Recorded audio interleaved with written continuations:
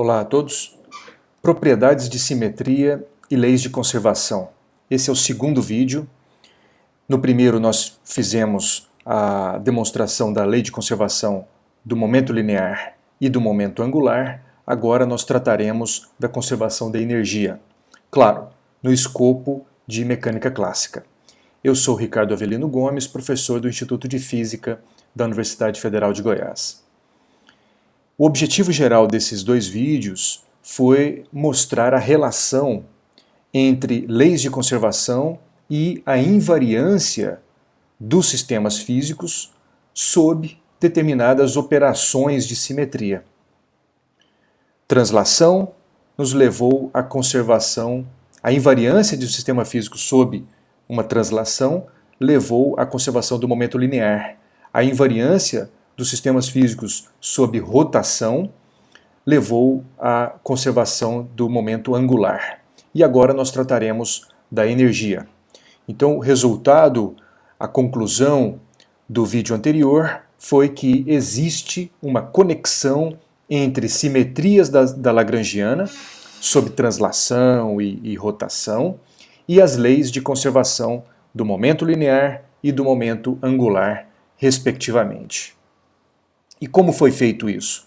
Primeiro identificamos a existência de constantes de movimento, né?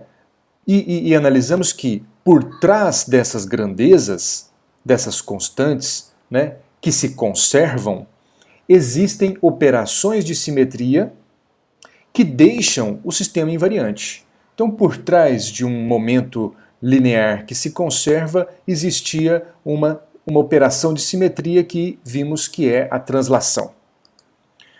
Muito bem, agora vamos construir a conservação, a demonstração, né, da conservação da energia.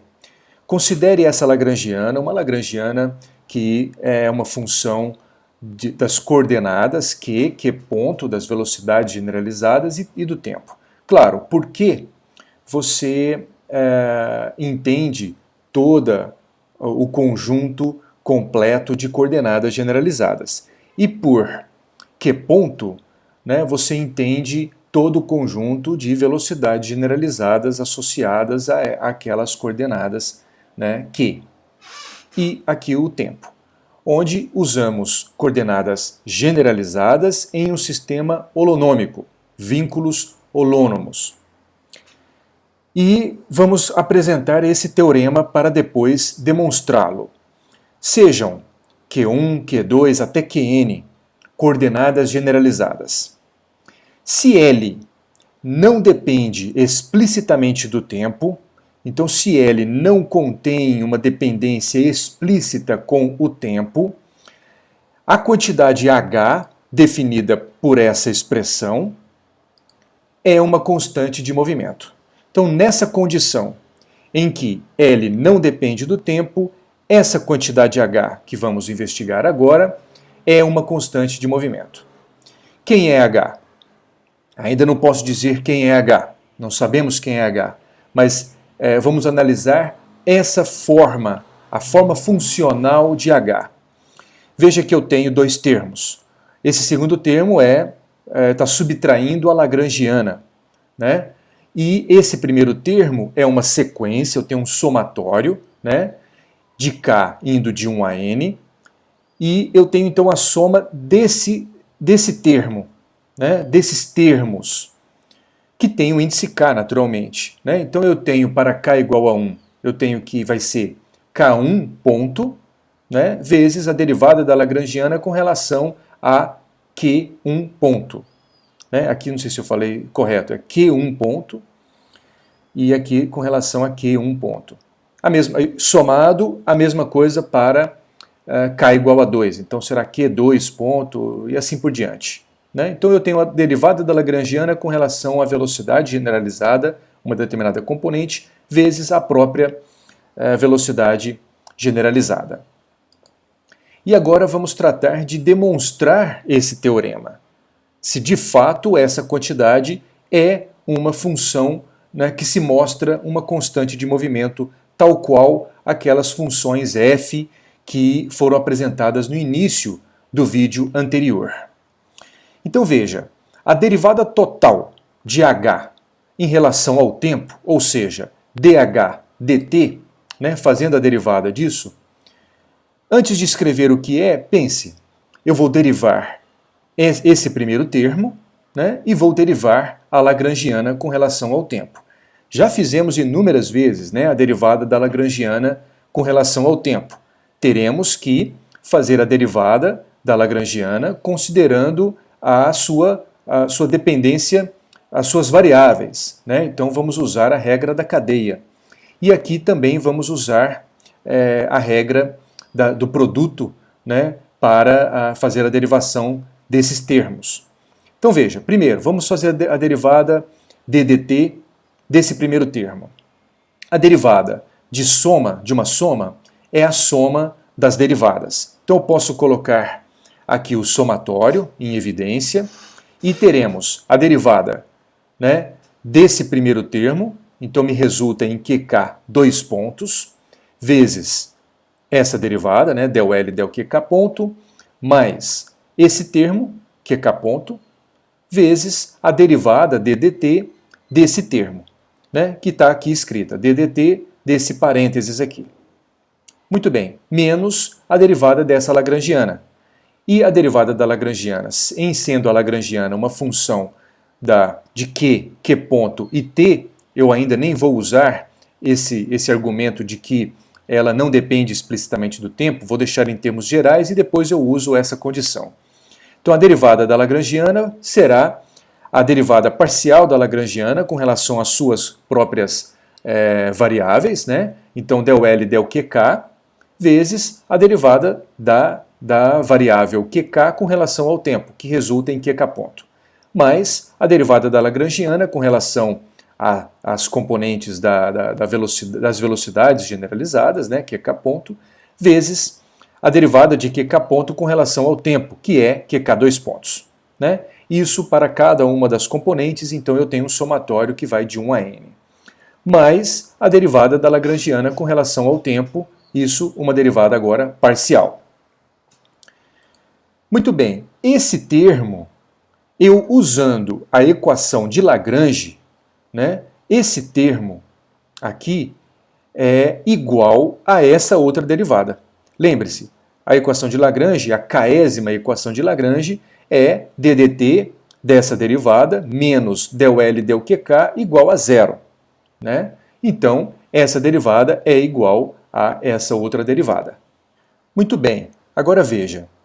Esse termo é QK ponto vezes del L del QK. E eu também tenho esse termo nesse outro lado, né? QK ponto vezes del L del QK. Ambos têm um somatório de K indo de 1 a n, é o mesmo somatório.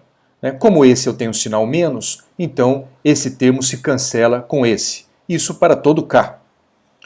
E desse lado, eu tenho um QK 2 pontos vezes del L del QK ponto, e aqui também QK 2 pontos del L del QK ponto, com o sinal menos, ou seja, esses termos se cancelarão para todo K, resultando apenas em del L del T, ou seja, dH dt, a derivada dessa função h proposta, né, com relação ao tempo, é igual a del L del T.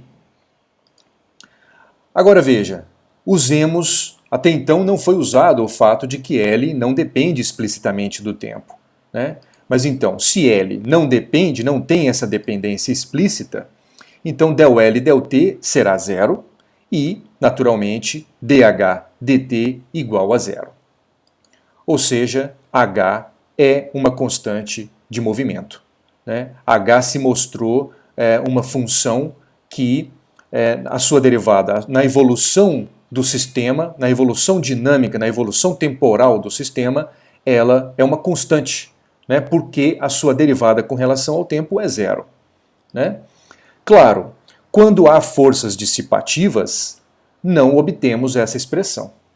Né? Quando houver, primeiro, quando a lagrangiana tiver uma dependência com o tempo, né, nós não teremos que esse resultado é zero. E quando houver forças dissipativas, aquela equação de Lagrange que foi usada no slide anterior para mostrar que um determinado termo era igual à derivada del del QK, né, não poderá ser escrito daquela forma. Terá o termo relacionado à força dissipativa. Ou seja, nós teríamos, além desse termo aqui, nós teríamos um termo relacionado à força dissipativa, né, para quando, né, houver, quando existir esse tipo de força. Então isso implicará que H não é uma constante de movimento. Né? Por quê? Porque tem dissipação, naturalmente. Né? Ou seja, à medida que o sistema evolui, essa quantidade, portanto, não será mantida constante. Mas para as condições que nós estudamos aqui, sim, ela é uma constante de movimento. Muito bem. Mas a pergunta seguinte é: quem é esse H? Quem é aquela forma daquela função que foi proposta e que se mostrou constante de movimento? Quem é esse H? Sob circunstâncias bem definidas, que passamos a examinar agora, H, nada mais, nada menos, é a energia total do sistema. Então veremos que H, o nosso próximo passo agora é mostrar que H é a energia total do sistema, né? E como já descobrimos que H é a constante de movimento, isso implicará na conservação da energia total do sistema, de novo, sob determinadas circunstâncias muito bem definidas que passaremos a examinar agora. Então a primeira coisa que faremos, o primeiro passo é escrever a energia cinética em termos de coordenadas e velocidades generalizadas, né?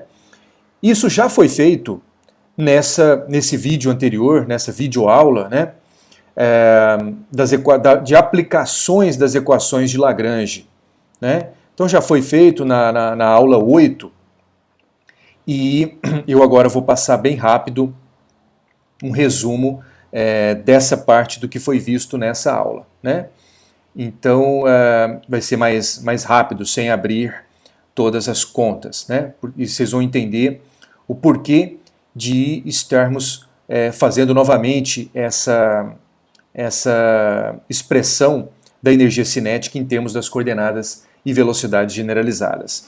Muito bem, a energia cinética é meio da massa, isso para um sistema de partículas e indo de 1 à enésima partícula. Então para a iésima partícula, a energia cinética é meio de mI vezes a velocidade ao quadrado. Né?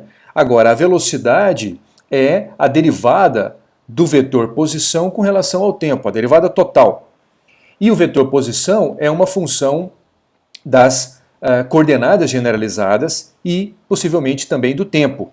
Né? Então, quando eu fizer a derivada de RI, a derivada total de RI com relação ao tempo, teremos que fazer pela regra da cadeia a derivada parcial de RI com relação às coordenadas generalizadas, uma determinada componente aqui, QJ, eu tenho um somatório de J, indo de 1 até a enésima coordenada generalizada, vezes a derivada da coordenada generalizada, QJ, com relação ao tempo, QJ ponto, mais del R del T, né, se houver a dependência de RI com relação ao tempo. Né, e eu vou fazer isso duas vezes, ou seja, vou fazer isso, eu tenho velocidade ao quadrado, né? Então eu vou multiplicar esse somatório por outro somatório, esse termo por outro termo, que implicará no produto de somatórios. Né? E nós temos uma aula também que discute a notação indicial, né, para a gente ter o cuidado de fazer o produto desses somatórios. Né? E o resultado disso será essa expressão. Grosso modo, nós teremos termos que vai envolver o quadrado desse termo, né, da derivada parcial de R com relação ao tempo. Teremos também, quando eu multiplicar esse termo com esse, né, nesses dois parênteses que já discutimos, quando fizermos o quadrado, né, teremos um produto desse com esse, isso e desse com esse também, os produtos cruzados. Né? Então eu terei termos que têm essa forma, né, um QJ ponto, só tem uma velocidade generalizada. E eu terei essas derivadas parciais com relação ao tempo e com relação à coordenada generalizada. E também teremos termos que vão envolver o produto de coordenadas de velocidade generalizadas, QJ ponto e QK ponto, né? Com essas derivadas com relação de RI com relação à coordenada generalizada. Né? Então eu tenho essa estrutura da minha lagrangiana, sendo que esse termo nós chamamos lá de M0, esse termo de MJ e esse termo de MJK. De novo, estou passando um pouco mais rápido e você pode visitar essa aula para olhar em mais detalhe, com mais cuidado, com mais atenção, o que foi feito, né? Bom, então podemos escrever a energia cinética como tendo um termo M0, que significa isso, mais o somatório em J de MJ multiplicando QJ ponto, mais o meio desse somatório duplo, né, de J e K, de MJK com o produto dessas velocidades generalizadas. Muito bem, agora, se as coordenadas generalizadas não envolvem explicitamente o tempo, né, se eu não tiver uma dependência explícita em R com relação ao tempo, essa derivada será zero. E se essa derivada for zero, esse termo M0 se anula e esse termo MJ também se anula porque ambos contêm essa estrutura de derivada que foi aqui apresentada como sendo zero. Ou seja, isso implica que M0 e MJ são iguais a zero, né? Se eles forem iguais a zero, então a energia cinética, sob essas circunstâncias, né, será igual apenas a meio do somatório de JK, né, de MJK, QJ ponto, QK ponto. Tudo isso foi feito para mostrar o seguinte: essa função se mostra como uma função homogênea de segundo grau das velocidades generalizadas. O que é função homogênea? Né? Isso está contido nesse vídeo anterior, né? Em que você encontra o que é função homogênea e depois nós discutimos o teorema de Euler, que será daqui a pouco utilizado. Né? Mas, grosso modo, uma função homogênea de segundo grau, de grau 2, né, é uma função tal que essa função energia cinética é uma função de quais variáveis? As variáveis são QJ ponto e QK ponto, ou seja, são todas as velocidades generalizadas do nosso sistema. Se eu pegar essa função e no lugar de um determinado das suas variáveis, QJ ponto, QK ponto, todas elas, né, fazendo a varredura de J e K de 1 até a enésima coordenada generalizada, que no caso seriam as velocidades generalizadas. Né? Se eu fizer, no lugar de cada uma dessas velocidades, eu colocar um parâmetro multiplicativo, um lambda, né, como foi apresentado nessa aula, e o resultado dessa função, que agora não é uma função de QJ ponto, mas uma função de lambda vezes QJ ponto, e o resultado disso for um lambda elevado a uma determinada potência, que é o grau, né? No caso será um lambda ao quadrado, né? Vezes, aí sim, a função original da energia cinética em função apenas das coordenadas. Se eu puder encontrar uma estrutura desse tipo, nós podemos dizer que se trata de uma função homogênea. E o grau será 2 porque eu terei um lambda 2, um lambda ao quadrado, né? Então, veja, se você tem dúvida a respeito disso, veja esse vídeo, a discussão sobre função homogênea, mas o propósito de termos feito tudo isso que fizemos agora para a energia cinética foi mostrar que sob essas circunstâncias eu tenho a energia cinética, a função energia cinética escrita dessa forma e eu facilmente vejo que ela se trata de uma função homogênea de grau 2. Isso será usado daqui a pouco. Agora veja, nós já vimos que se L não depende explicitamente do tempo, essa construção, essa função, é uma constante de movimento. Né? Então, L não dependendo do tempo, sob essa circunstância, H é uma constante de movimento.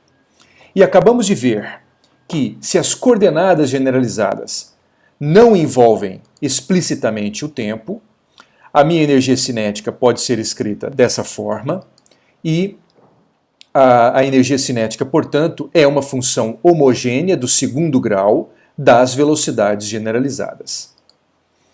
Muito bem, agora, sob essa nova condição de V não ter uma dependência com as velocidades, ou seja, se V independe das velocidades, a minha lagrangiana, que é energia cinética menos a potencial, como eu tenho uma derivada da lagrangiana com relação às velocidades generalizadas e dizendo que V não depende de velocidades generalizadas, a derivada de V com relação a QK ponto será zero.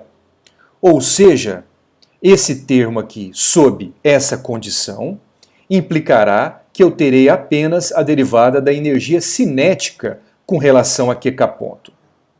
O termo da derivada da energia potencial, né? Essa derivada será nula, porque a energia potencial não depende das velocidades, né? Menos a lagrangiana, que é T menos V, energia cinética menos energia potencial. Muito bem, esse termo, olhemos atentamente para esse termo. Ele está na mesma estrutura do teorema de Euler, né? De novo, que foi apresentado nesse vídeo, né? O que o teorema de Euler diz? Uma função das coordenadas xk, de coordenadas xk, com k indo de 1 a m, uma função f desse tipo, se eu fizer a derivada de f com relação a xk vezes xk, isso somado a todos os termos com essa forma, ele é igual a p vezes f, desde que, sendo que p é o grau da homogeneidade da função, né? Então, desde que f seja uma função homogênea. F é uma função homogênea de grau p, então eu tenho que o resultado dessa construção aqui, desse termo, dessa soma de termos, né, será igual a p, o grau da homogeneidade dessa função f, vezes a própria função, né? Isso, de novo, foi deduzido no teorema de Euler, nesse vídeo que foi já apresentado. Muito bem, então note que, eu vou enfatizar, f é uma função de xk, né, com k indo de 1 a m.